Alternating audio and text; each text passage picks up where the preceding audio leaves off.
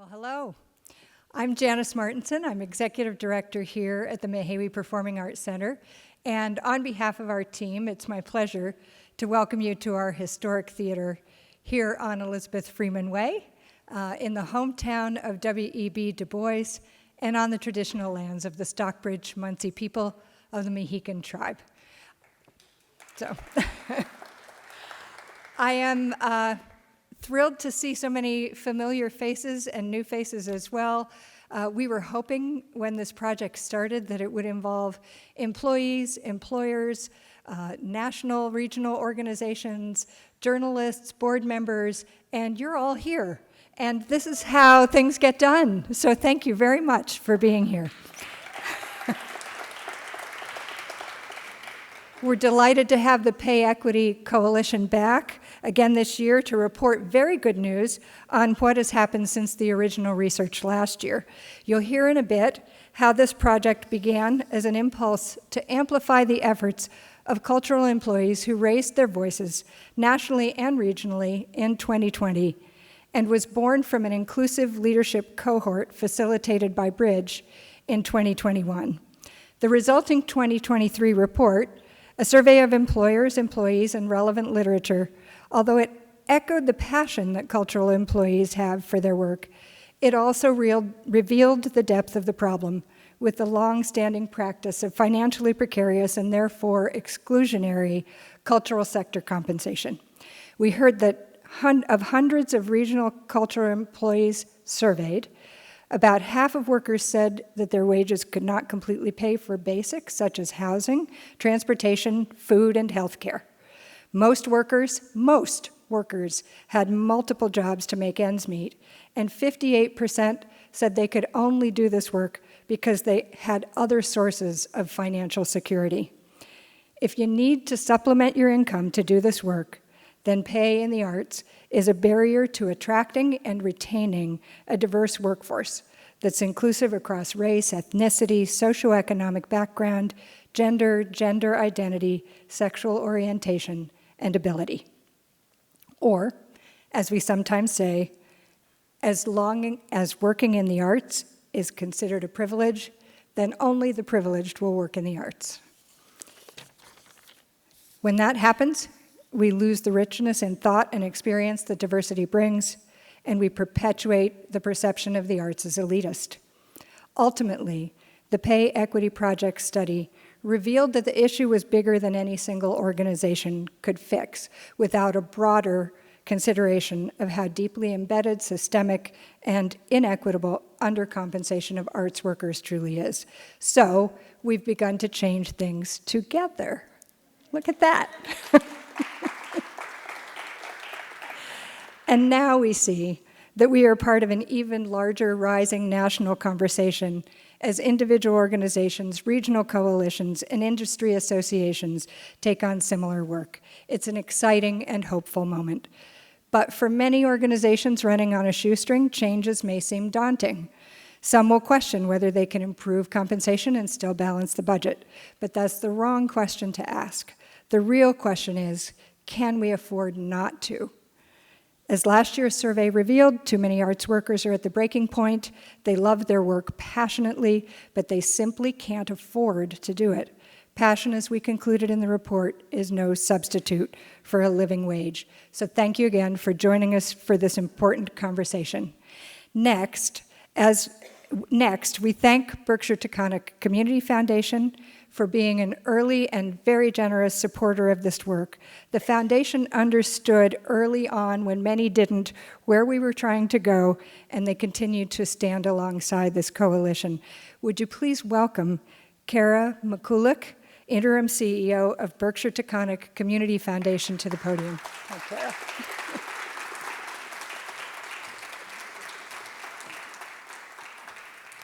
Thank you, Janice. On behalf of Berkshire Taconic, I want to welcome everyone in the coalition and thank you for your continuing commitment to this work and for bringing us together again so we can learn from our colleagues about how you're putting the study's findings into action. One of Berkshire Taconic's key initiatives is to increase community engagement by making the arts more accessible to everyone, especially those who've been historically marginalized from the sector. To do that, back in 2017, we launched the Arts Build Community Initiative with support from the Barr Foundation. And so many of you have been important partners and grantees and leaders in that effort, showing the way by testing new ways of bringing trust and unity through the arts. Berkshire Taconic was also, along with so many of you, a participant in the Inclusive Leadership Seminar, Inclusive Leadership Cohort, a year-long seminar that was led by Bridge, and that was such a vital part of the origin of this coalition. So the project was funded from our Arts Build community work. Emily Bronson is here, and you all know her and her wonderful work on that initiative from the start. We funded it because we saw it as critical to disrupting the cycle of marginalization, because it's so important that those working in the creative sector not be only those who have the privilege to be able to afford to do so. As a funder, we know that funders and donors can do a lot more and have an important role to play in advancing pay equity. We need to be better about aligning our dollars with our values, listening to the nonprofits who are closest to the work, and providing the flexible and unrestricted funding that nonprofits need in order to be able to pay all of their employees a living wage. So thank you for all that you're doing to strengthen the sector by supporting the organizations and the employees that make up the sector. And I'm delighted now to introduce Kristen Van Genhoven, who is one of the co-leaders of this project.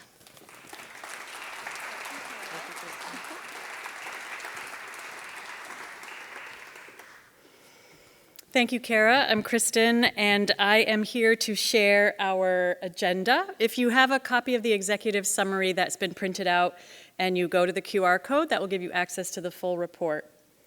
But today, our agenda, as you can see up here, is to connect the dots, let you know where we were and where we are now, how the national work around this issue intersects with us, how we did it, or are doing it, and then have a Q&A with all of you. The context is to share with you what we've learned over the past year and report back to you on what we've called Phase 2. We have 3 goals today. First and foremost is showing accountability to our entry and mid-level workers. We committed last year at our summit to be back in a year, and we are here today. It's also to provide a roadmap for other arts and culture organizations, and honestly for other organizations across other sectors. In our work, we've seen that other organizations are having similar issues and that our work is of service to them as well. And to show that how we did it and the fact that it's actually doable. And finally, to create further momentum so that folks will join us and that we can keep having an impact and affecting change together. Some acknowledgements. Thanks again to Berkshire Taconic Community Foundation, and a huge thanks to every coalition member for supporting this work. To our technical assistance folks, as we called them, Gwendolyn Van Zant and Melissa Canavan, who can't be with us today. She's at a leadership retreat at Kripalu, for making sure that we stay on track. For all the employees who filled out the survey and engaged with this work, especially Sharon, Natalia, and Lauren, who you'll hear from later, who are representing the entry and mid-level workers today. Liana Toscanini and the Nonprofit Center of the Berkshires for hosting our reports, and Erin Murphy for designing the report. And all the folks who've been part of this work over the past few years, especially Gwendolyn and Bridge. None of this would be happening to this extent without the Inclusive Leadership Cohort. To hear more about that and the foundation of this work, I'm now happy to introduce Gwendolyn Van Zant, founder and CEO of Bridge, who will connect the dots around where all of this started.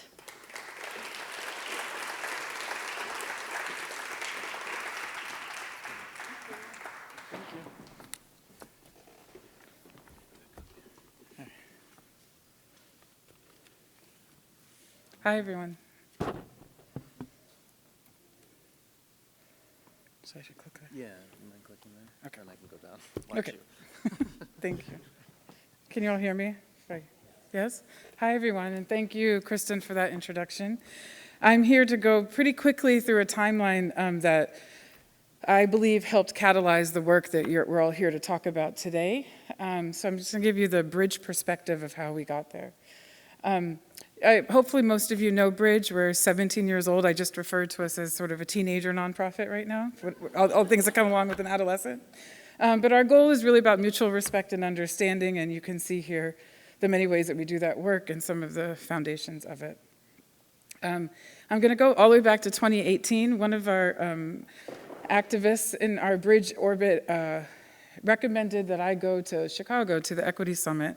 They just had their follow-up last month. But I went in 2018 to talk about organizing in rural communities. And when I got there, there were hundreds of Bar Foundation folks there talking about the money that they were launching out across the country in the arts. And they really wanted to get to community grassroots groups, not just to the big community foundations or, cultural institutions that everybody always went to. So I heard that day in and day out over 4 days with 4,000 attendees and really 10% of them being Bar representatives. It was pretty astounding. So in that, at the end of the summit, which was really inspiring, they asked us all to send a little card home about what our accountability was going to be. So my card arrived in the mail, and it said that I was going to check in with the Community Foundation on Arts and Social Justice Movement to create a partnership for policy impact. Personally, I was going to try and identify our theory of change at Bridge and results for Bridge and build out a community-centric leadership. And I was going to get it all done by January of 2019. So that was my big goal, yeah. So I think I was already invited, I knew, to go to a focus group through the foundation to talk about the Bar Foundation money and to start that work. So I felt like I had to hold myself accountable. So that was it. So I thought that was a really interesting root story. These slides will be available later for you to read. This was the equity manifesto we all agreed to sign on to. And I think the principles really align with what the work is that you're going to hear about today. And then when I come back home in 2019, Pam Taji of Jacob's Pillow, Peter Taylor, who was the executive director of the Community Foundation at the time, and John Bissell at the credit union, and I all got together and talked about what do we need in the DEI work and in the arts field, and we published this article that went out in the Berkshire Eagle. And in that article, we talked about how Greylock as a CDFI was interested in the work, the foundation's aspirations that Cara just spoke to, and then how Bridge had been working with many of the arts institutions, and we really wanted to make sure that the arts leaders in those organizations were supported by their board members and were able to do the work that they were so motivated to do. So in 2019, it was sort of like, what can we do, where can we go? And that's where the ILC started coming into formation. Originally, we thought the ILC would be in person, but in the planning phase, the pandemic hit. So I'm going along these timelines. You can see this is now 2020. Jacob's Pillow had been a client for a few years, which we talked about in that article. And I was invited to join PSAB, which is People's Institute for Survival and Beyond's anti-racism workshop with Jacob's Pillow and Pittsfield Moves. And this was the month before the shutdown. And I got permission, because we went into shutdown, from PSAB to carry this message from the community about how the arts are keeping a footprint of oppression in the Berkshires. This was a round robin that we did in a group of, AJ, it must have been 100 people, I don't know, it felt like a lot of people. It was the entire Jacob's Pillow staff, plus all of the people involved in Pittsfield and Pittsfield Moves and the NAACP and Bridge. And we were all there for a weekend together. So I thought these were really important values to share. Well, Kristen thought so, because she saw them last week, and she said, you have to share these. So, and let's see where we all are. So the first one is, these were the things of how community members were experiencing footprint through the arts. So one was importing artists, devaluing, dismissing local artists. Another one was Eurocentric values and content of art and production. Cornerstone of economy in the Berkshires is the creative economy, and people of color and of lower socioeconomic classes fell outside of that. Eating stories of oppression and the success of people of color and poor folks. Stealing and selling work and journeys and stories, and using them up for a grant cycle and parading around the outcomes, but sort of discarding the community when the grant cycle was done. What else? Extractive versus accountable social and racial justice efforts, ownership of narrative in the arts and stories of oppression, exclusivity of audiences, access to art as a luxury, not a right, elitist creative economy, false narrative of what is art, unwelcoming elitist culture in the venues, and not celebrating the imagination and creativity of poor, marginalized people. So these are voices of people in our community that we thought we didn't want it to die with the chaos of the pandemic setting in. So I've taken these to any arts organization, cultural competence trainings, and Kristen invited me to share them with this group now, mainly for us to see how far have we come, right? What have we changed? What have we shifted? What does this look like now? So I share that with you. And then in 2021, as Cara talked about, the ILC finally launched, and that was a pretty phenomenal group. At that point, there were 7+ arts organizations stewarded through Emily Bronson, and the funding that you heard about, the Barr Foundation, Greylock and Berkshire Bank came on as sponsors, and we were able to have a cohort at the beginning of 30 organizations. And that group, this was the group at the beginning. So it was a lot of the arts institutions, and it also had some of our major employers like Berkshire Health Systems, General Dynamics. And we came together, the leader of the organization and a board member. And the reason for that wasn't elitist, it was about who can make decisions quickly around DEI. All the institutions that we invited had a DEI commitment, they had staff members, they were supposed to have a budget behind it, because that would have been needed later for the projects. So this was the cohort that we put together in a really crucial time of what can we do. We had to do it all virtually because of the pandemic, but that's what I wanted to share. When you hear ILC, this is the group. And we were also, Bridge was also working with Mass Cultural Council, in between executive directors, New England presenters, and Tanglewood. These were some of the presenters we brought. We did benchmarking with the organizations, and we found the holes or patterns of Berkshire arts organizations, what they were missing in equity. Ashante was my partner in crime in this. And so we brought in all of these folks. All this is on Bridge's website. If you want to click the pictures, you actually find out who they all are. But these are all experts in different fields in DEI and in the arts, and with a lot of the support of the Community Foundation's Barr funding, we were able to bring in people to have pretty intense coaching of our leaders in the ILC. The charter for that ILC, the call, what we wanted to try to achieve was to develop inclusive leadership skills with an equity and power analysis within our leaders. It was also to have these leaders see themselves as change makers. I sort of had grassroots work at Bridge and then training work. And my goal was to merge those together because the power of the cultural institution in our area is pretty remarkable and reaches across audiences. And then influence cultural change strategies, both internal to organizations and externally. And then the last part, the shortcut, was put DEI into action, but really that meant resource test and implement DEI strategies that would really lift up the underrepresented communities in our county. What Ashanta and I would say all the time is, how are we making it better for the underrepresented folks, not for the institutions themselves, but for the underrepresented communities. So that was our charter that we kept working under. I'm trying to go fast. I know my time is, I don't even look over there. I'm going fast. So in 2021, what we had finally got things together and we were launching, and within a month, I think, Change Berkshire Culture launched their campaign. And that was hard in our community because of how the messages were delivered. I think people were raw from the pandemic. And so it was really important for ILC to take this on and support our cohort in listening really well. So MCLA's Institute for Arts and Humanities was a part of the cohort, so, oh my goodness. The representatives from that group, I'm having a moment, Lisa and Erica and I got together and we pulled out the 7 themes. So these also were issues that Kristen and I thought last week people should see. So these were the themes: lack of care for BIPOC artists and lack of representation of BIPOC arts professionals throughout the ranks. That became more and more obvious when people were furloughed during the pandemic or during shutdowns. There was overt discrimination that went unaddressed, microaggressions unaddressed, classist, racist stereotyping, health and safety violations, HR, there were things happening and complaints not being addressed. And then there was a lack of support for everybody feeling actively welcome in the spaces, in the art spaces, and in their programs and events from the arts professionals' point of view. So these were the themes, taking out names and institutions that we thought we needed to listen to, and part of what came out of this was this pay equity response, through the process of the leaders listening and going through these 7 concern areas. And then if I jump to the next thing that was going on in 2022, I think it was Margaret at CATA that told me about some focus groups that she was involved in through a different bar strand, and invited me to join the report back. And through that group, Slover Lynette, said that we could take these action areas around. These were the findings from their research. and this was specifically for the Berkshires. The recommendations were to become an anti-racist organization and combat systemic racism, seek deeper community participation and collaboration, support people in feeling actively welcome to your space and programs, explore the digital frontier to keep that accessibility, and find each organization's role in social change.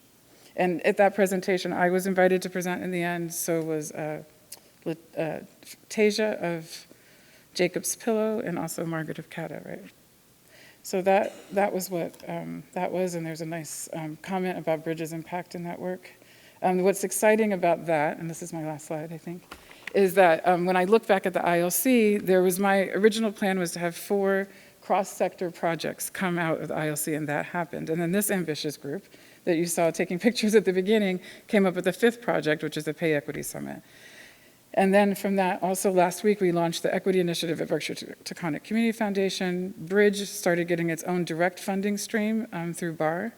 And then also we started, as a participant at the ILC, our own solidarity projects to really answer the needs of our marginalized communities and what they said they needed.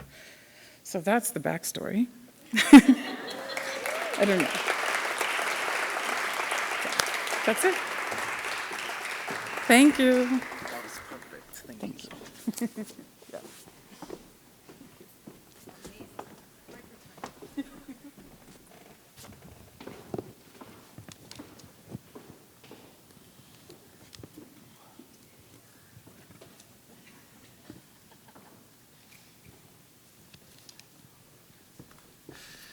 Is so perfect that Gwendolyn passed the baton to me now. No, it's perfect. I love it. It was meant to be, because it was your work, the ILC, that literally led to 6 ambitious, visionary arts and culture organizations deciding that pay equity was going to be their thing, right? And to look for a consultant that could help lead that charge. And so it was my privilege to work with 8 clients, though I was a little nervous about that, 6, then 8, and now 18 clients. And for that reason, I'm very relieved to be joined by Kristen Van Ginhoven to be co-leading this project. And my job is to tell you about all the data, all the findings, all the insights that we were able to gather since our inaugural Pay Equity Summit in 2023. So I'm Aaron Goldman. I'm one of the co-leads of the project. I'm so proud to be here today. And can we just take a moment to just go back to this? Look at what we have accomplished here. This was a small handful of organizations who had what at the time was kind of a fringe idea about pay equity, which sounded crazy, and what started out as a strange idea turned into a pretty popular movement that has had resonance in this region and well beyond the region and beyond the arts and culture sector. So I want to present the data, and just like last year, the most important data is the arts and culture workers themselves. We committed ourselves right at the outset to something called community-based participatory research, where we include the community we're interested in, not just in the results, and sometimes that doesn't even happen, but in the data collection process, the analysis, and the dissemination. So in that context, we have Natalia, Lauren, and Sharon here, who have been instrumental at various stages of the project, and we've asked them to share the most important data we collected, which is the voices of entry and mid-level arts and culture workers themselves. So could I ask you to share some of that with us? Gladly. I will be starting with some quotes from our Summit 2024. First, we asked if any aspect of your compensation or benefits improved in the past year or so in a way that has helped you or your family survive or thrive. I have had to start paying for health insurance. Part-time hourly rate was increased from $17 to $18. Our staff was given a bonus last year, so we are actually set to earn less this year. I feel the bonus approach was a way to avoid a permanent rise. No changes. We're operating in the red, and sometimes my payment is deferred. I received a few more hours during the off season. I received a $3 raise. It helps a little, but finances are still very tight. No change. For the first time since 2018, I was given the ability to negotiate my hourly wage, though I do not feel it has gone up enough to reflect my experience and years of service.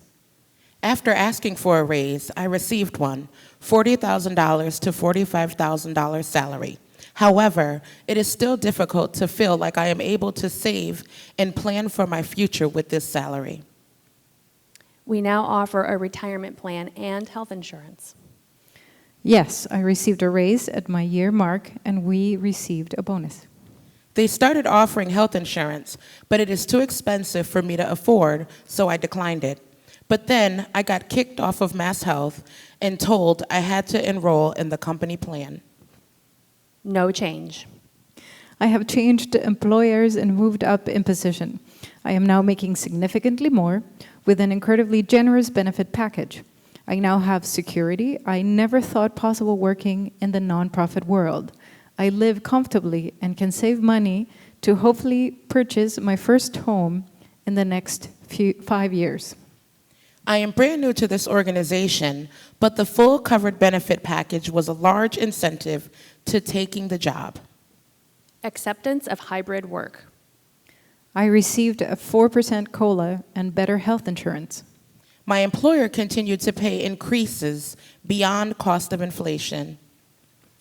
I am new to the organization, though the benefits package is a great relief and far more comprehensive and supportive than any I've been offered in other positions in the Berkshires. This is no small thing.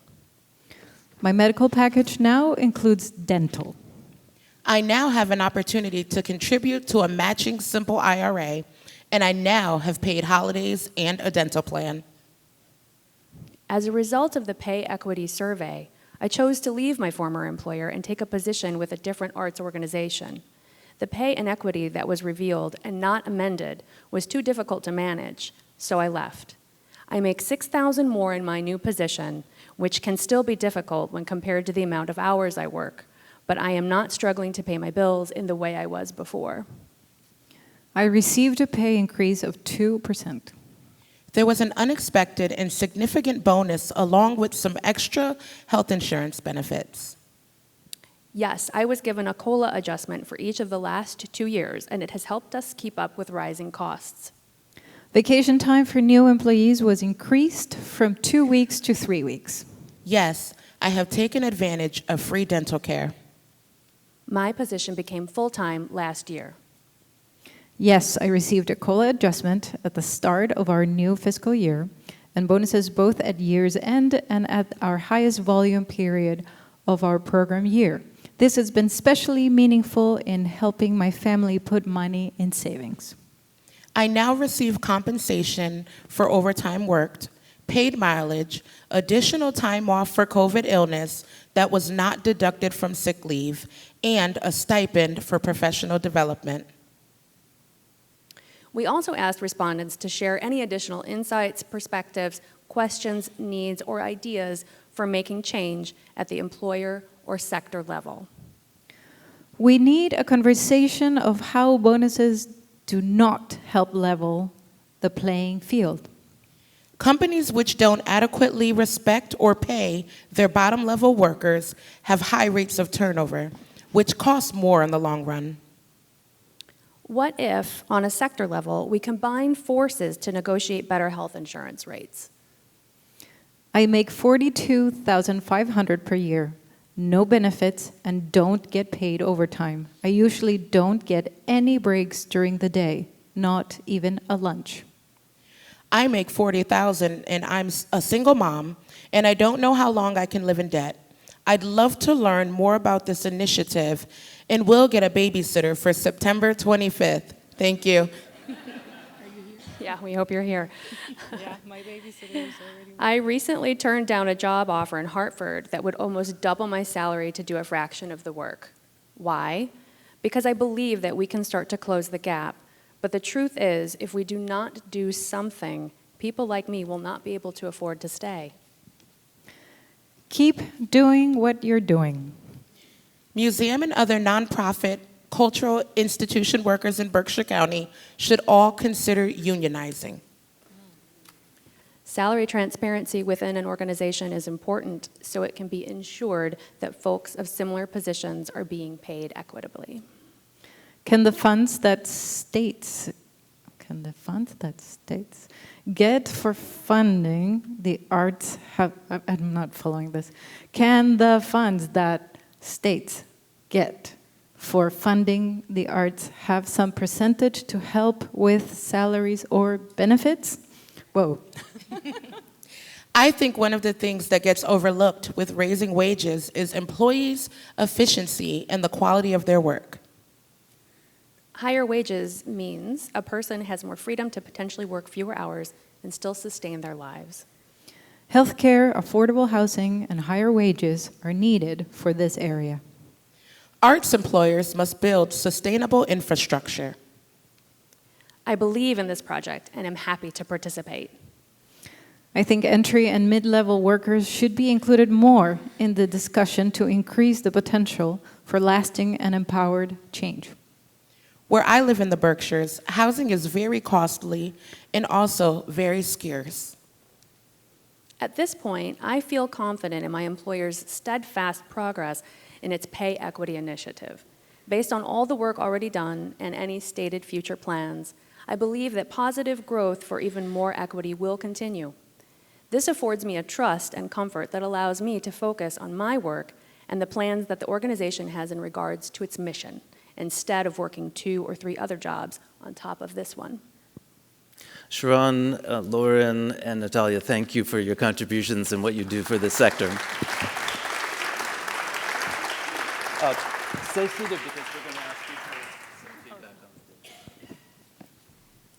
Still in the hot seat, but now it's my turn to share the second most important data, which I think is also kind of interesting, and hopefully you will too. Incidentally, if you haven't checked out the QR code with your phone, we uploaded the 2024 report literally like an hour before you got here. We didn't mean to cut it that close, but that's how things work out. Incidentally, thank you to the Nonprofit Center of the Berkshires and Liana Toscanini for her behind-the-scenes support, which has been so crucial for our project.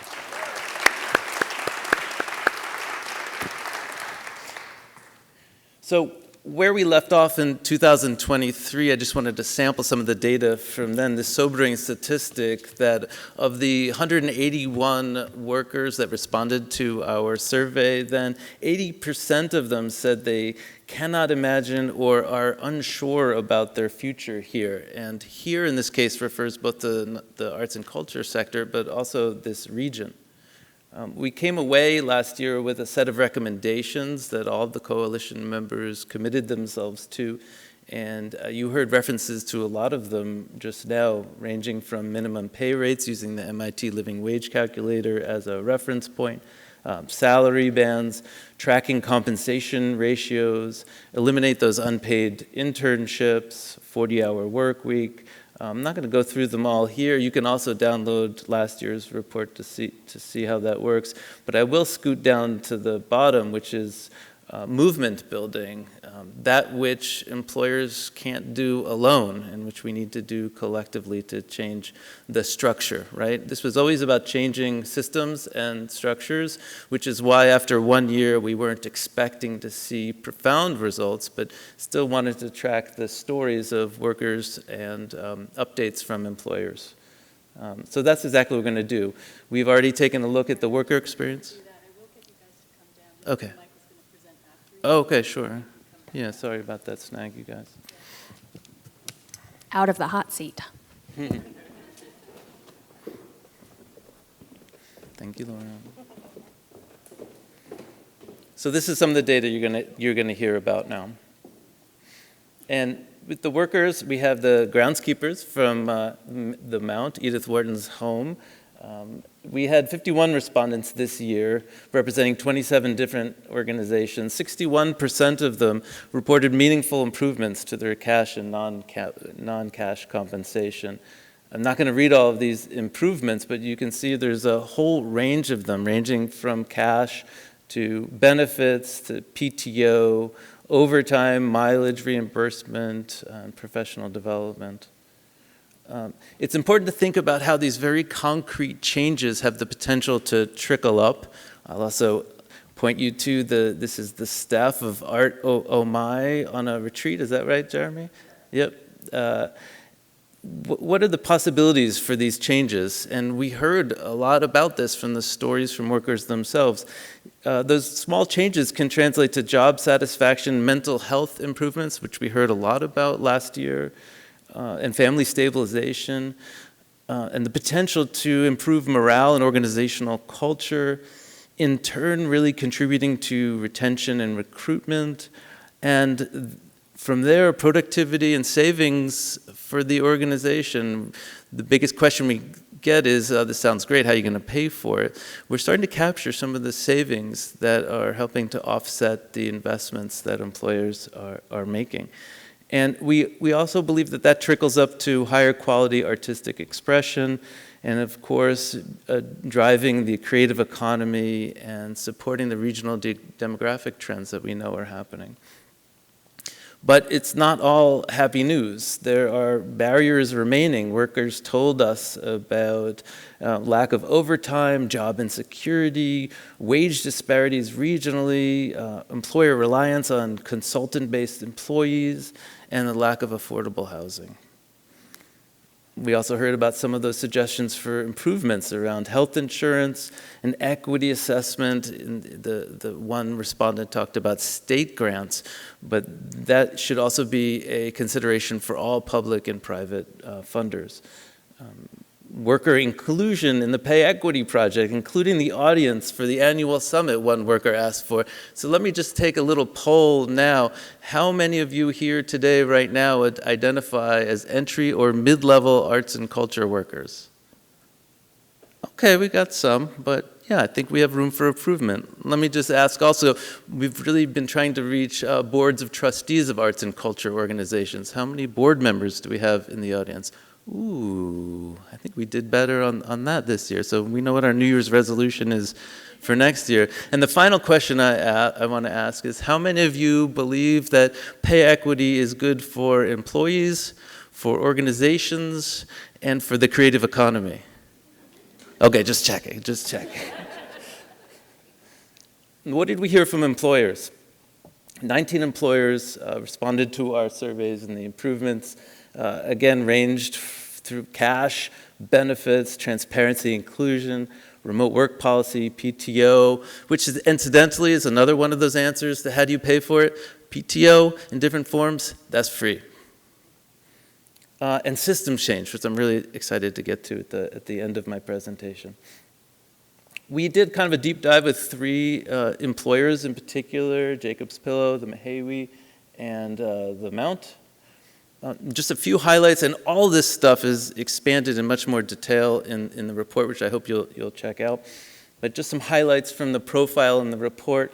AJ, who's the deputy director of Jacob's Pillow, talked to me about the 2022 compensation policy, which was remarkable because of its inclusive design and implementation, and a culture of transparency that really seemed to make a difference.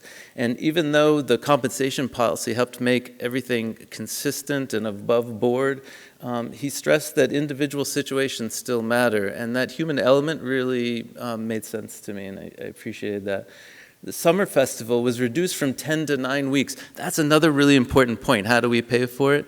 Sometimes we have to reconcile ourselves to the fact that we are pushing and trying to do more than we have the staff and budget to do. And sometimes we have to pull back on programming, and that's just the reality of it. Also want to point out that Jacob's Pillow has 4 full-time HR staff, including a full-time director of strategic initiatives, people, and culture. And a culture of creativity and experimentation is able to drive the process at Jacob's Pillow because it's values-driven and there's trust. Can't emphasize that enough. At the Mehewi, Janice Martinson told me about the pay curve that she identified when she arrived at the organization. And it's in quotes because it's not really a curve.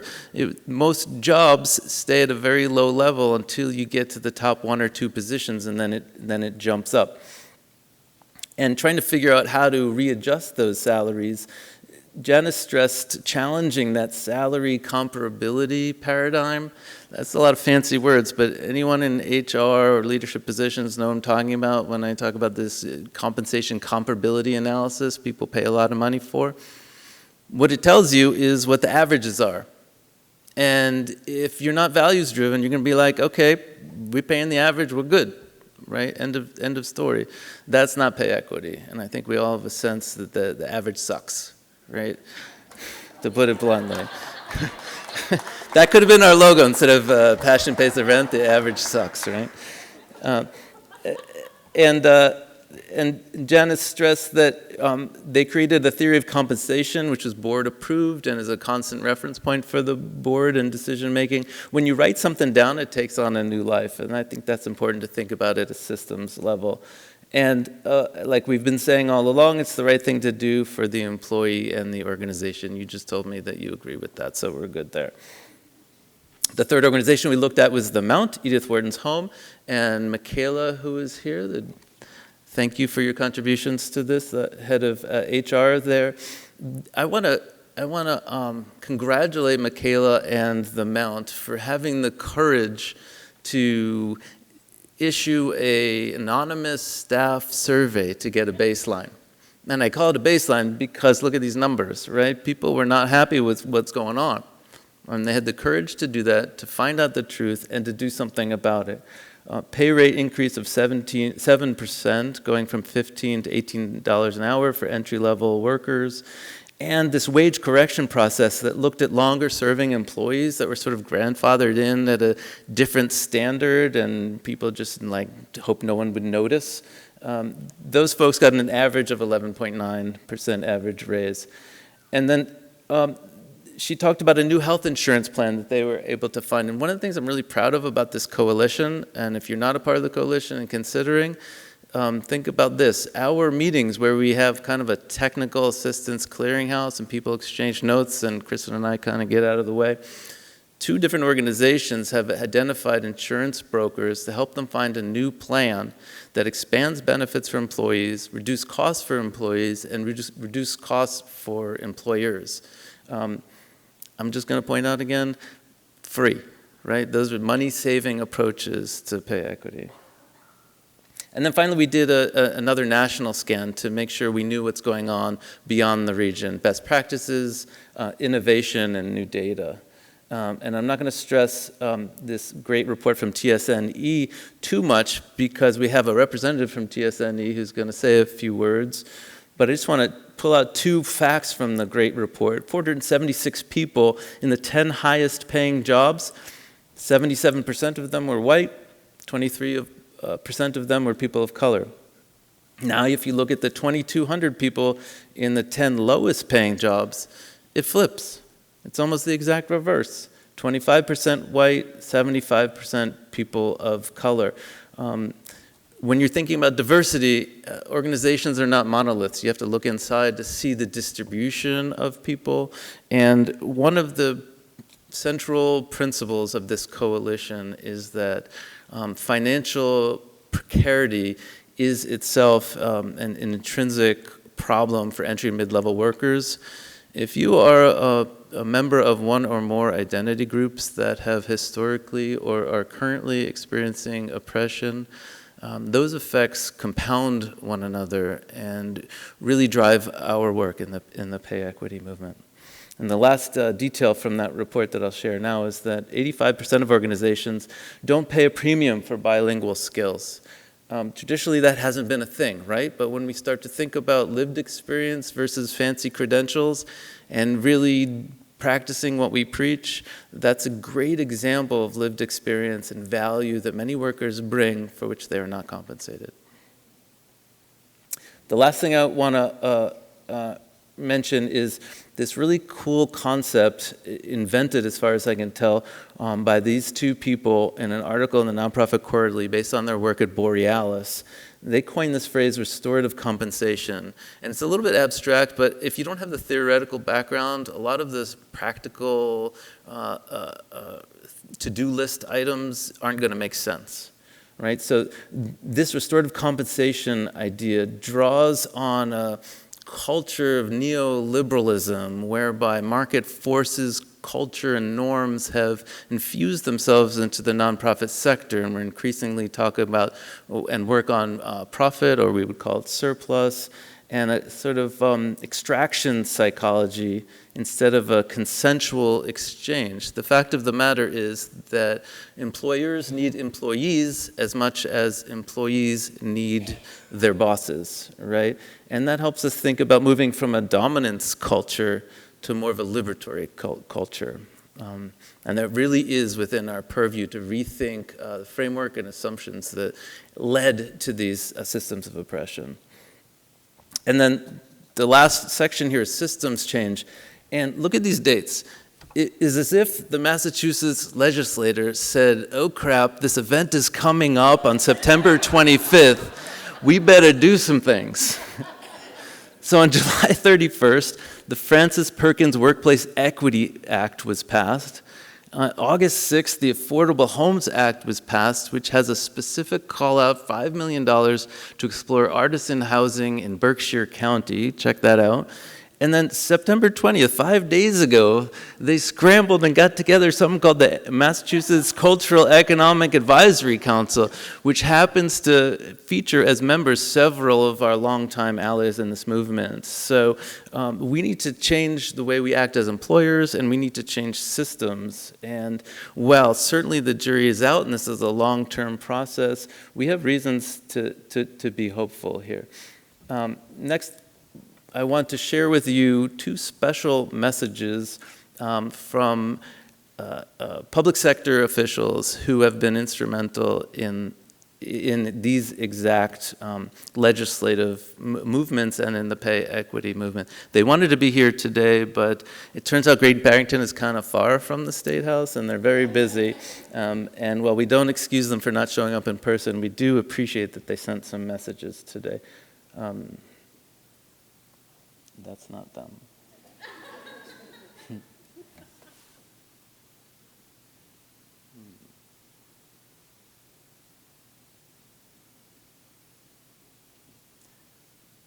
Technical difficulty here.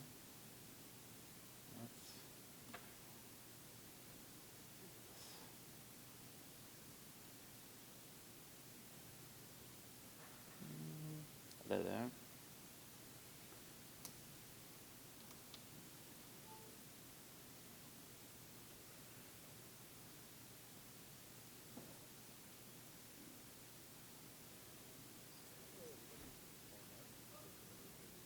Missing some sound here.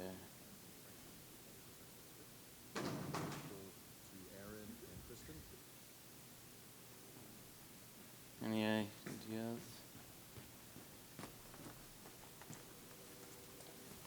Hello, everybody. This is Paul Marks, state senator for the 57 cities and towns of the Berkshire and Franklin. It worked before we started, I promise. To Aaron and Kristen for allowing me to join you remotely today. Very sorry to not be there. Should we go out and come back in? You could? Oh, that's something that happened in our test.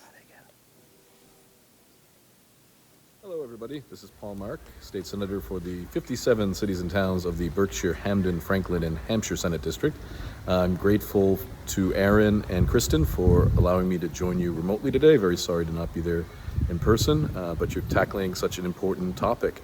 And I'll tell you, if you know anything about me, or maybe you don't, my story, I've been a union 16 years old and a union steward, member of the executive board, political director of a union, and ever since I was a kid through today, as I remain a dues-paying member of two labor unions actually, fighting for equality of pay, the ability for people to have a fair wage and build a life doing what they love on the job, I think is extremely important.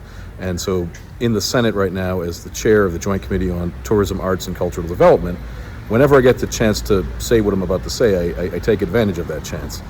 If you're an artist, if you work at a cultural organization, you should be able to have that be your actual job. It shouldn't be that, well, I actually work at a bakery and then I do art on the side or I do dancing on the side. No, this should be a career for people. This should be a career that does pay the rent, a career based on talent, passion, and the ability to improve the lives of our community and our state. And so in the legislature, what we try to do is we try to work to support the many organizations that are taking the time to figure out what is wrong, what can be done to fix what's wrong, and how do we improve together. Because in Massachusetts, we live in a commonwealth, and commonwealth means we share the benefits. We share the benefits of employment, we share the benefits of profit, and we share the benefits of society, and we want those benefits to reach to everybody. And we want, and we know that culture improves our lives, that arts improves our lives. And so we want to make sure that organizations are able to be successful and that the people that work in those organizations, whether they're the talent, whether they're on the peripheral, whether they're secondary or primary, we want everybody to make a living wage. We want everybody, regardless of who they are, what they look like, where they come from originally, we want them to have the opportunity to do what they love and do it well. So I'm grateful for the work that's being done here. You have our support in the legislature. I'm a member of this new Cultural Economic Council that the governor's forming. We've done a lot of work on our housing bond bill, and it's going to include $5 million for supporting artist housing in the Berkshires. If we get the economic development bill done, which I'm hoping will happen by January 1st, there's going to be money in there for local organizations to help support. And just in general, I think it's important as a state government that we invest in the arts, that we know that arts isn't a luxury. Arts is something that makes a state thrive, that makes a community thrive, and that we all believe in and we all think is really important to support. So I look forward to reading the results of the newest survey, the newest report, and you have my support moving forward. And again, thank you for the opportunity to say a couple of words, and congratulations and good luck. I hope the day is going well. See you later.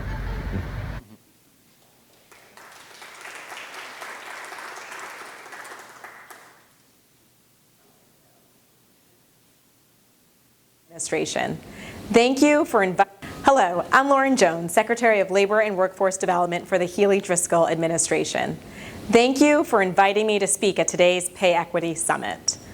Earlier this year, the administration released its statewide workforce agenda, outlining a vision to strategically grow our workforce now and over the next 5 to 10 years.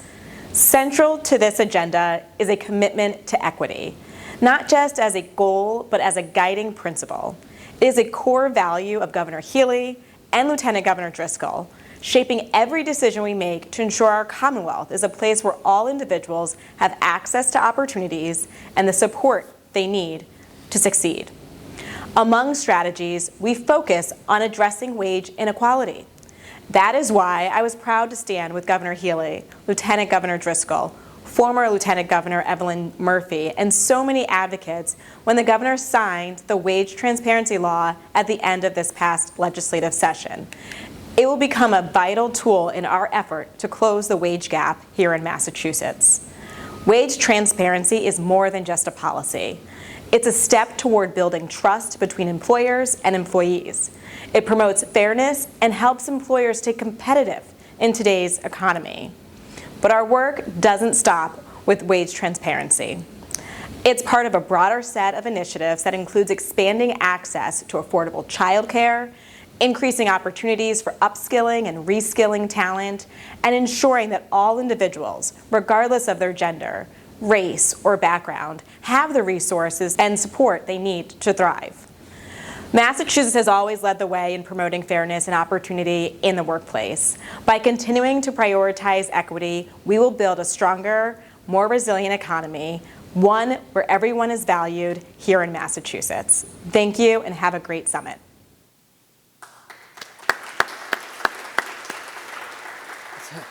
So I'm kind of struck by the difference in the production value and style of each of the videos. But what's clear is they both really get it and really captured both the practicality and the spirit of what we're doing so well. I'm really grateful to both of them. Next, I want to invite Michael Ibrahim up from TSNE to share a little bit about his research statewide around the nonprofit workforce. Michael Ibrahim.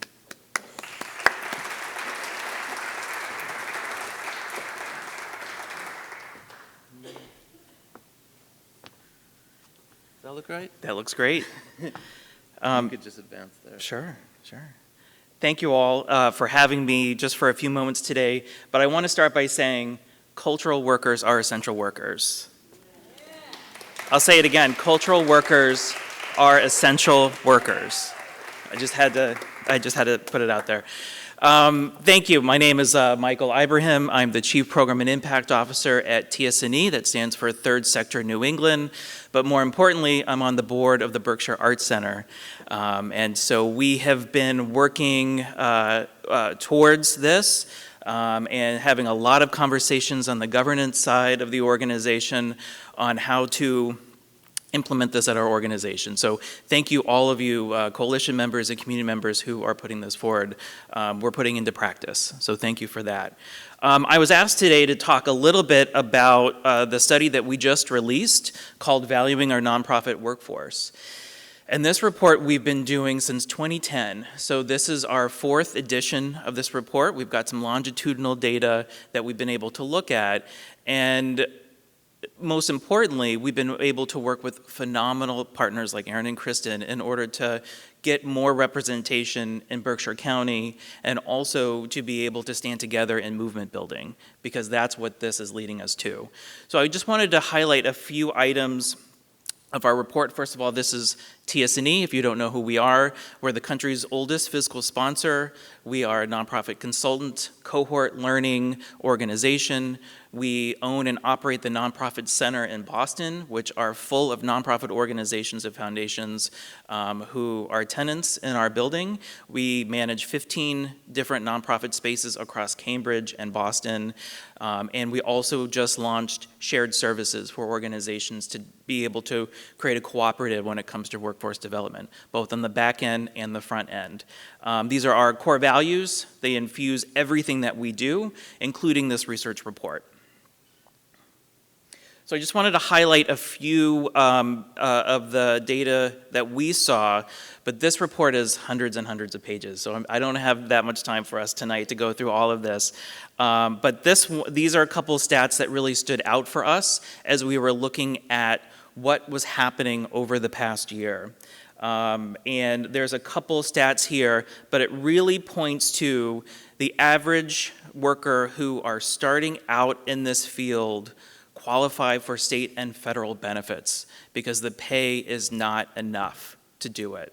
And when we're talking about threats to nonprofits, workforce development is one of the largest threats that are out there. Folks are not interested in getting into this work because of the pay levels, because of the benefits that are non-existent, because of the burnout, because of the emotional lack of well-being that comes along with their positions.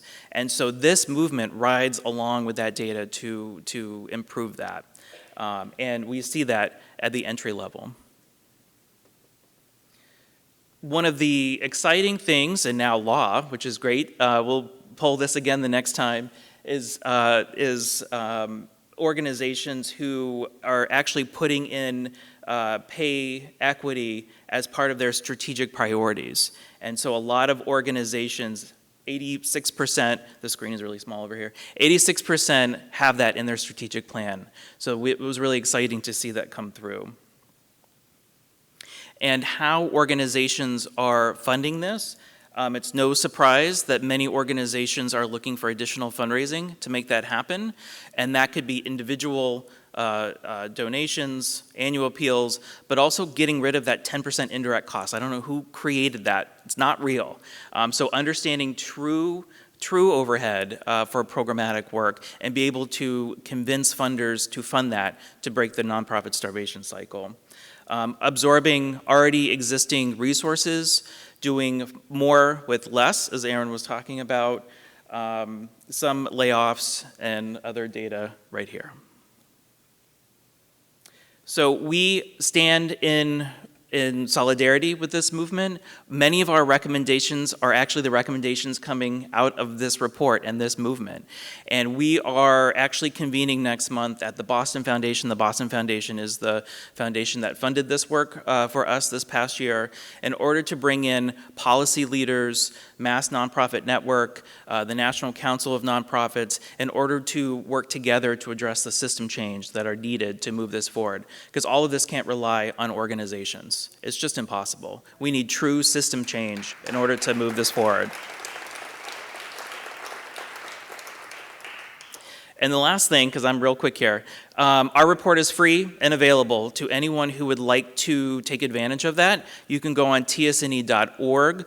We also have a free searchable salary database where you can type in and benchmark salaries at all the different percentiles from organizations that submitted that. And Berkshire County and Columbia County were our second highest represented population in that outside of Boston. So thank you all if you filled out that survey. It was a big one, but we really appreciate it. But you can get those results on our website and search for free anytime.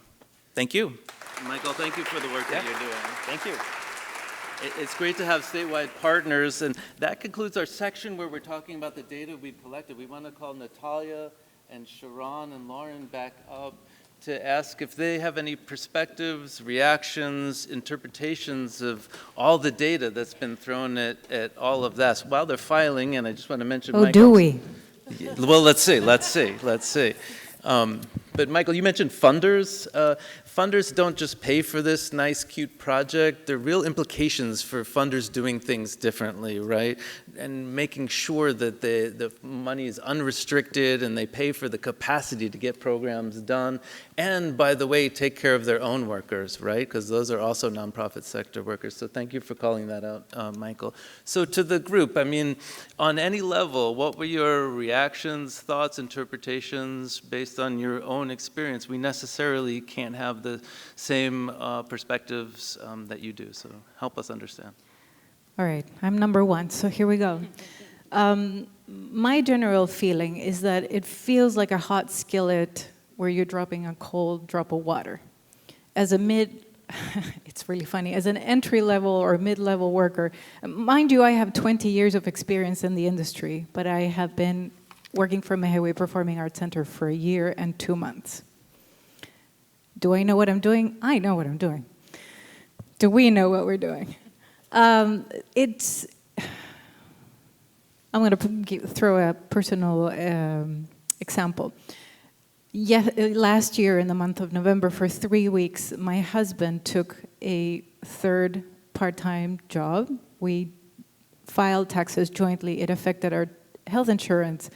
And in those 3 weeks, I had a follow-up mammogram. Anybody here over 40 knows that that's done once a year.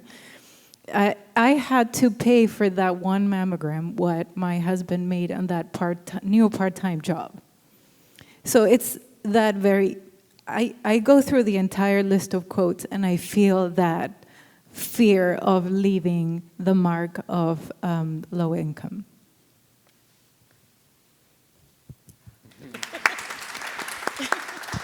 I echo a lot of what Natalia said. For me, my initial reaction to the responses was so much of it resonated with myself and my experience as a worker in various levels of the arts and culture sector. But I will say, because I am a person of action and I consider myself to be an arts activist, that it was really inspiring to be a part of this initiative. You know, a lot of the times, because we all can, relate to one another, we sit and we talk about these and we have these conversations behind closed doors. But now that they're in the forefront, and having a seat at the table to be able to bring lived experience. So when there's that pushback of, this is not, it might not be a real thing, we're there to say, yes, it's real. I am a full-time arts employee. I have 3 jobs because I have 3 children. So I say a job for every child. But on a serious note, this initiative is really inspiring. And it does give hope that we can, stop trading in our passion for compensation.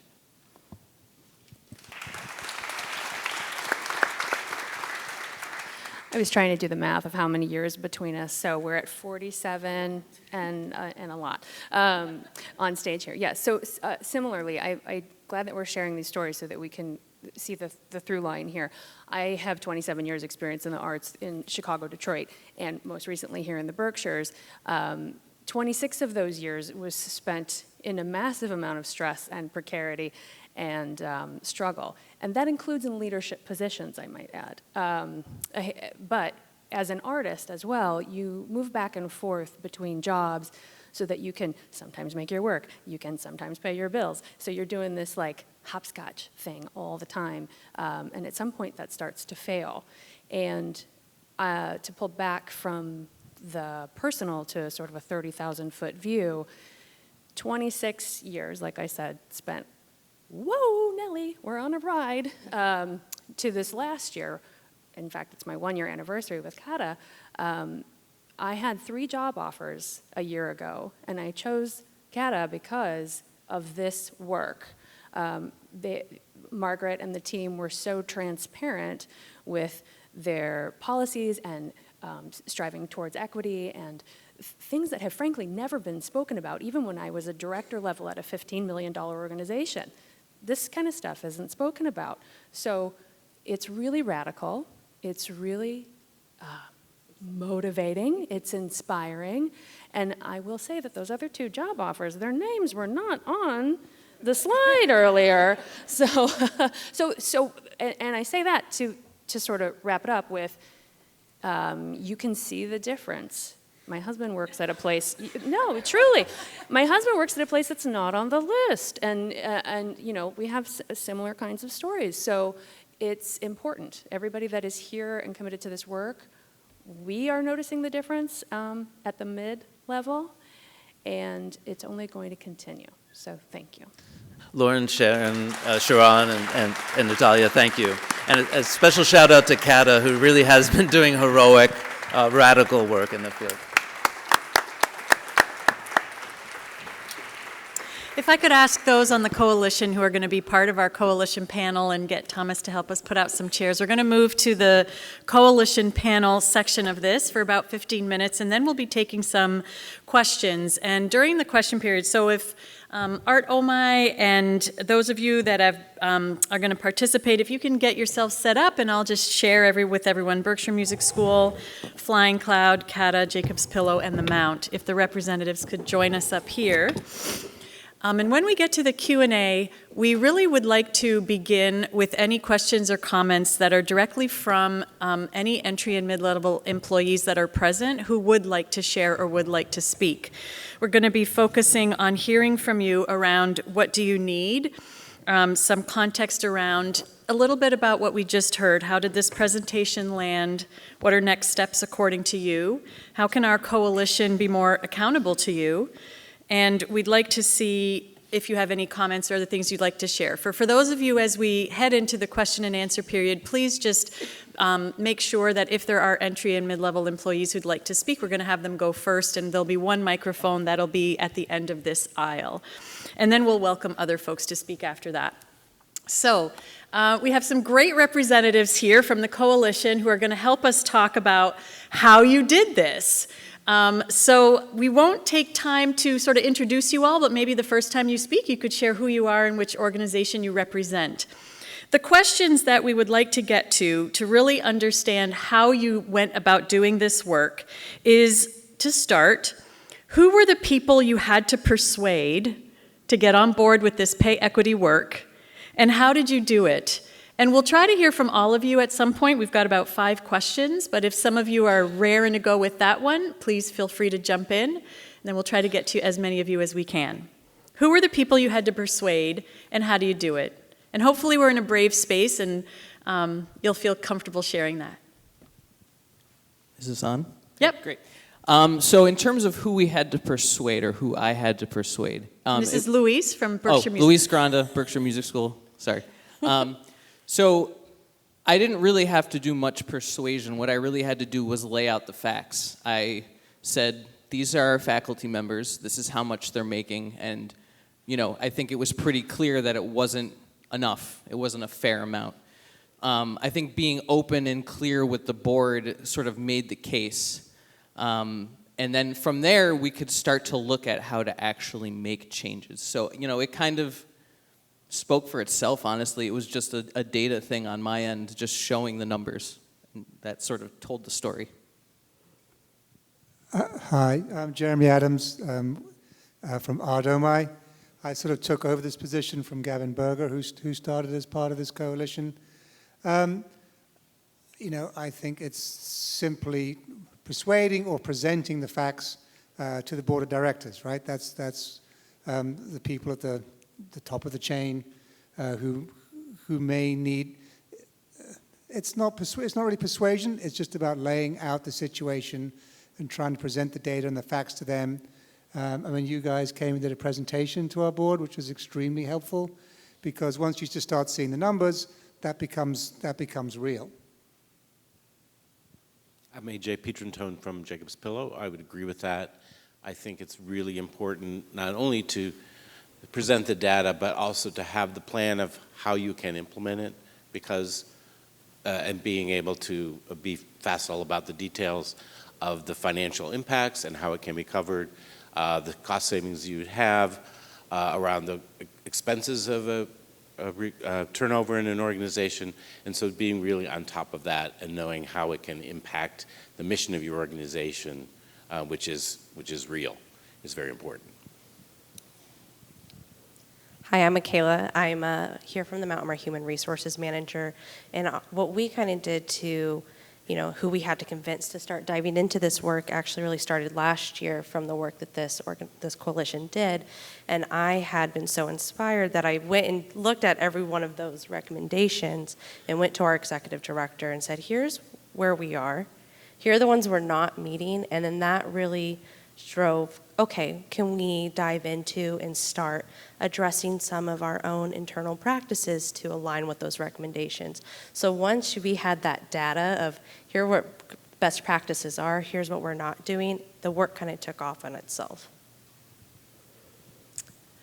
So, and what Jeremy was referring to, Aaron and I had 3 briefs from the coalition this year. The first was what we called a board roadshow, where we took a 30-minute version of last year's presentation. We've done it in over 20 rooms to board members of arts organizations here in the Berkshires in the hopes of getting that face time with board members to really drive the point home of the change that's required.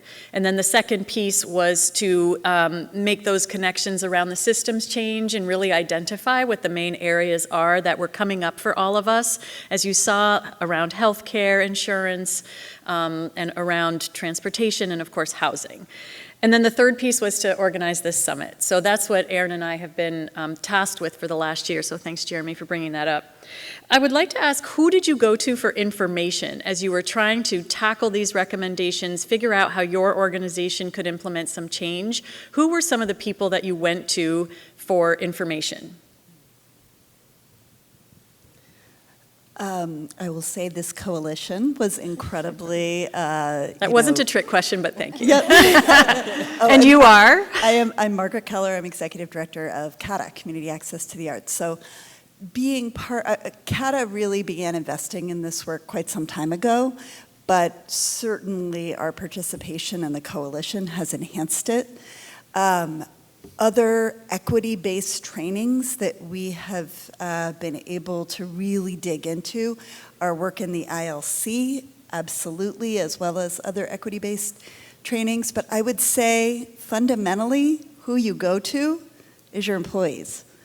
And I think that some of the most important information that we have garnered throughout this whole process has been from our employees themselves by creating a benefits survey and inviting our staff to provide feedback on what we're providing, what they like, what they see as missing, and then using that to drive change.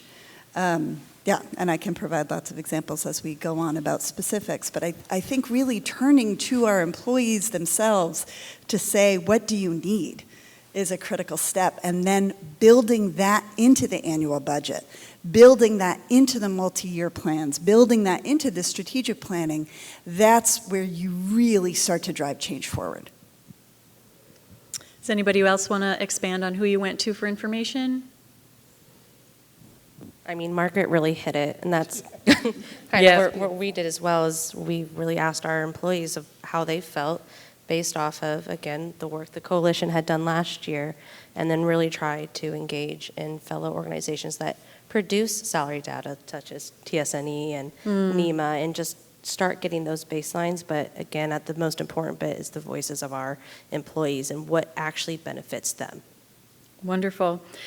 I am curious because the first question a lot of us, or Aaron and I got a lot in these board meetings was, how are you going to pay for it? And it seems so hard to do. So what was easier than you thought it would be when you really started to look at what you had and where you might need to make some change? What ended up being easier and surprising you because it was easier than you thought it would be?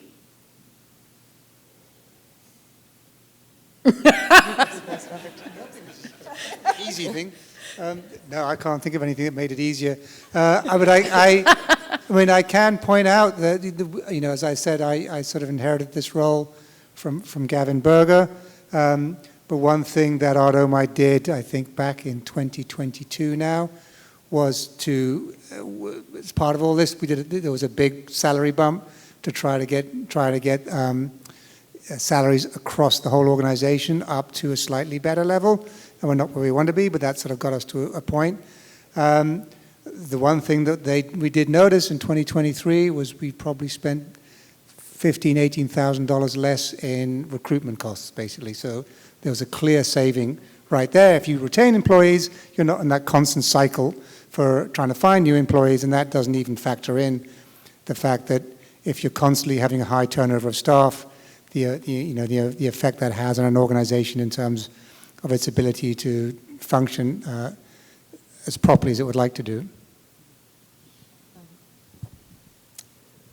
Hi, I'm Maria Rundle, Flying Cloud Institute. I'd say the thing that made it easier was to let go of being wrong all by myself. And when I started Flying Cloud 7 years ago, I did two really wrong things. One was to look at all of my own spreadsheets by myself and try to come up with my fairness numbers and have bands and ways that we are making increases steadily. And instead of saying, well, can people live on this? Is this a living wage for what people need? And starting from that information rather than my own spreadsheet. And then the second thing I did was I thought I had this really great idea about health insurance, which was that I had this, band of people, right? We've got single people who are nearing the end of their career, single people that are starting their career, sprinkles of families. Why don't you choose your own health insurance on the connector and we'll reimburse up to a threshold? I am so brilliant.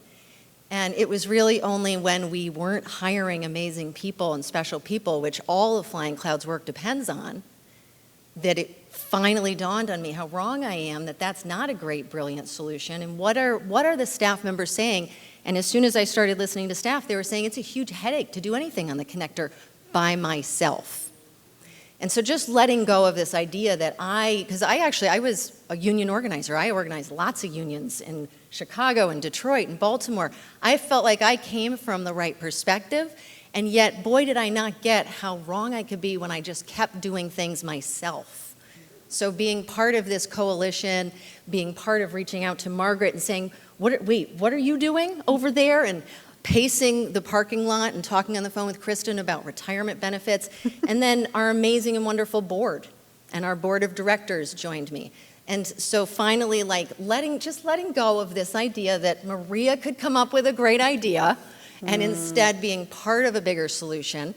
And I think that if we keep working on this together, we're going to figure out this health insurance nightmare.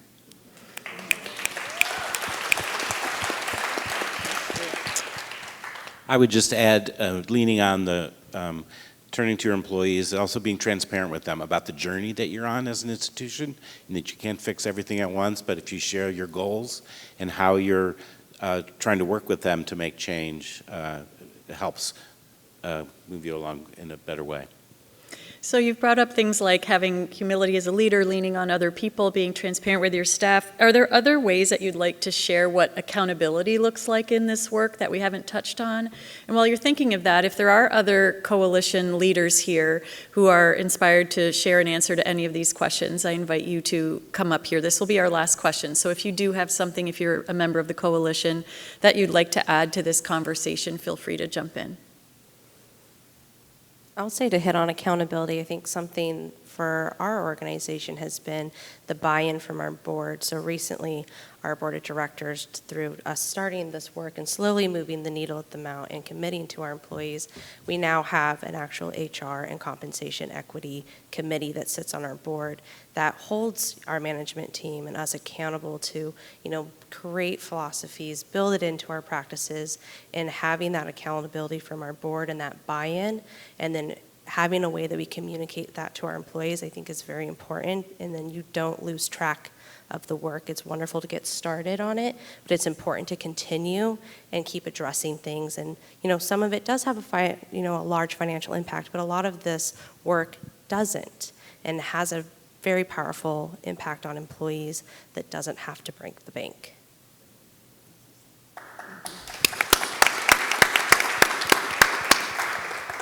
Anybody else want to add any final thoughts? And then we can set up the microphone and I'll invite Lauren to come up. You're going to facilitate the next section.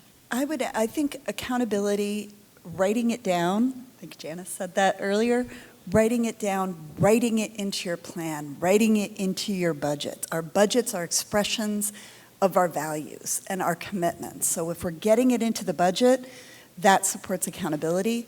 The other thing I would say is just recognizing, and many of you have referred to this idea, that the work is never done. It's not that you get to a certain point and you check the box and say, we have now achieved pay equity. It is ongoing. We live in a world where costs are rising every year, so we have to make a commitment to looking at what we're providing for salaries, what we're providing for benefits annually, and to annually updating and recognizing that we can always do more to support the excellent, incredible people that we rely on and that, in fact, fuel our powerful missions out in the world. We have to look at it annually and make changes. So speaking of the people who fuel our work, I'm going to invite Lauren to come up. I'm going to facilitate the beginning of this Q&A. We've got about just under 10 minutes left. And again, I invite the entry and mid-level employees to come up. Oh, the microphone's going to be here. Thank you very much. Okay, so to reiterate, entry and mid-level employees, please come up and share. Be as open as you possibly can. I know that it can be intimidating sometimes. And here are some prompts to get us started. How did this presentation land? What are the next steps according to you? How can this coalition be accountable to you more? And how we can successfully include entry-level workers and be accountable to them even more. So the microphone is open. Please come forward. Don't be shy.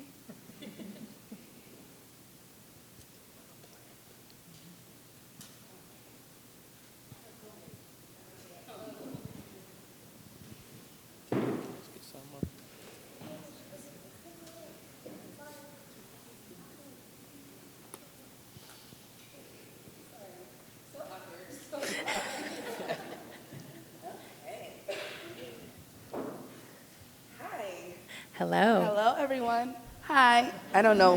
Can I go to the side? Sorry, it's a little awkward. Okay. So my name is Tiffany Alicia, and I have the honor of being the executive director of the Springfield Creative City Collective, which is a coalition of stakeholders focused on the economic revitalization of our creative economy and cultural economy. And so funny, I also have the pleasure of serving on that random cultural economy advisory council for Governor Healy. So one of us made it here. I do have a question, but if you have a second, since we have all these stakeholders, I would love to talk a little bit about what the council is going to do, if you guys are into it. Okay, so really quickly, and this is hot off the press. We just got started last Friday, as you guys know. And so, long story short, it's crazy to juxtapose how poorly cultural workers are paid in this industry, especially when this industry brings in $27 billion per year in the Commonwealth of Massachusetts. So the imbalance is unfathomable, unjust, inequitable, as you all know. And it also supports over 135,000 jobs. That being said, the major goal of this council is to create a culture and jobs plan specifically for creative economic development for the state. So we're really excited about that. And we're doing it together with stakeholders represented from across. I think we have one from the Berkshire representing from one Berkshire, but we're looking for data and information like this. We have 4 policy focus areas that might change, including workforce, education, and talent, focus on education, training, support, and pathways for artists and other individuals in creative fields, infrastructure and culture and creative spaces, focus on physical spaces, creative placemaking, public art. I'm not going to go through it all. Economic impact and community impact. Really why I wanted to talk really quickly was because I just wanted to pull you guys into the fact that this is perfect timing for everything you guys got going on. When we're talking about the relationship between the state and nationwide and international, cultural and creative economy, that's where it's at. That's the gift that keeps on giving. And right now, between AI and automation, we're gonna have to continue to reimagine our relationship with labor. We're not gonna be working that much longer, guys. I'm sorry if you don't know that. But the creative, the creative and cultural economy is gonna continue to grow. And in connection, last thing I'll say about on the state level is there's a couple things that's intersecting. One of them, they want to maximize that $1 billion budget. I mean, that $1 billion return. But we're also going through a couple things. One is a brain drain. We are constantly losing amazing talent because of this unfair wages. And so we need to put the systemic infrastructure in place to kind of wrap that up, because we're Massachusetts. We need to have all the best people. And 2 things, which you probably already heard of, which is the MA 250, as well as the mass leads. So under the Healy and Driscoll administration, we're just so blessed because we're really trying to be on top, y'all. Like, we don't want to just lead for our Commonwealth, but we want to lead for the nation, because America is also asking these questions of what we do with marginalized communities, what we do with our pain, what we do with our impoverishment. And again, through all these brilliant studies, the creative economy and cultural economy are solution-based efforts. So that being said, my question is, sorry,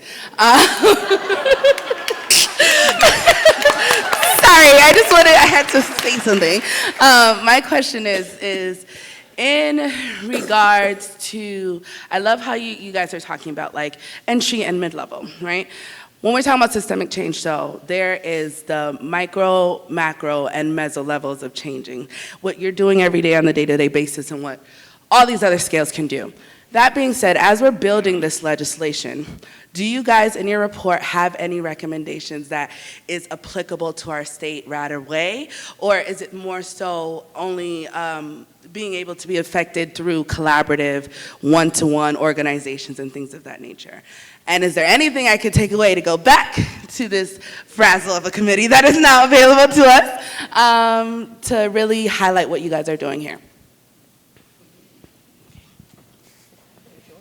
Aaron, do you want to answer that one? You guys want to start, right? You go ahead. Thank you for the question. Well, thank you again for your comments, your participation on the council, and contributions. That was not planned, you guys. And I'll start and ask the actual employers here to chime in, but of course the systems level approach is not only one of our strategies, we see it as essential to deal with the structural barriers, right? Employers alone cannot change this, right? So some of the strategies we're looking at, some of which were identified by workers themselves, right? Think differently about funding, the way the state, the federal government, philanthropy deals with arts and culture. It's not that we need a new dance festival every year. It said we need a new dance festival, and we need to take care of the workforce that makes that happen, right? Without which, you're not going to have it next year, and you're not going to have it in a sustainable way, right? The second part is, I think, what is constitutional to this council is seeing the arts as economic development. It's certainly true in the Berkshires, internationally known for this kind of stuff, but it's actually true everywhere, right? To that point, and I love that you mentioned the statewide and national relevance, we were invited by the National Association of Arts Professionals and the Theater Communications Group to present at their annual conferences in New York and Chicago. And you wouldn't believe the way people are like, thank you so much. Where have you been? We need this. So you guys are a laboratory, right? The way you hear about California as a laboratory for environmental legislation, we're doing it right here in Massachusetts for arts innovation, right? And then there's some more on the more employer side, technical solutions that might work that you guys can come up with. Well, and I can add that what has really been clear that's come through in our quarterly coalition meetings is that having some sort of pooled health insurance, whether it's in the Berkshires or whether it's statewide with all the arts and culture organizations across the state banding together to be able to provide that, or whether it's all the nonprofits in the Berkshires banding together, we need help figuring that out, and that is like an enormous barrier for all of us. So if you can bring that message back, that would be huge. Obviously, the $5 million in artisan housing that was in the new Affordable Homes Act is going to go a long way, and there's lots going on around affordable housing, but that's another, how do we help?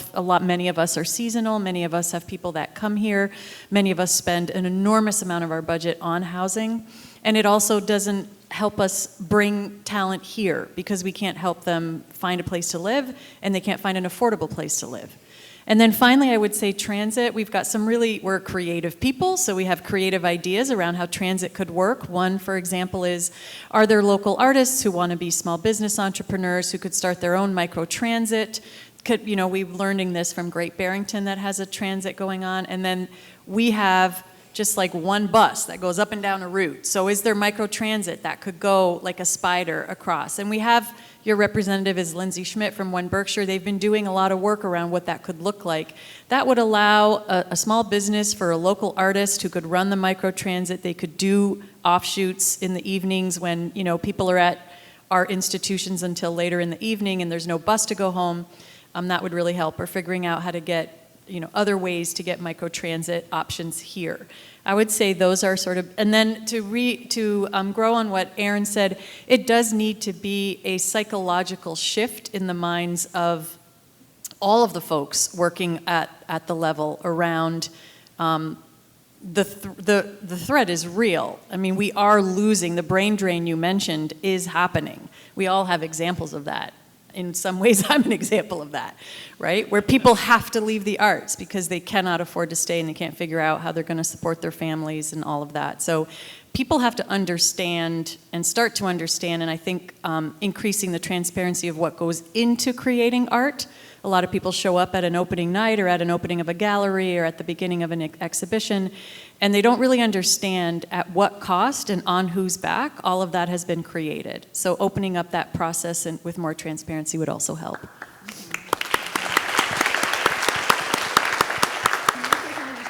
I'm going to be real brief because I promised Kristen I wouldn't do this, but the health insurance thing we heard here this evening, people can be one unexpected bill away from wiping out all the gains that we're working so hard and feverishly with our boards to try to achieve.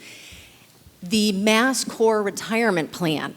When I first heard about it as an executive director, I asked the woman on the webinar who was pitching it, is this a trick? Are you scamming me? How is this so good? Why is this 401k so much better as an option than anything else I'm looking at?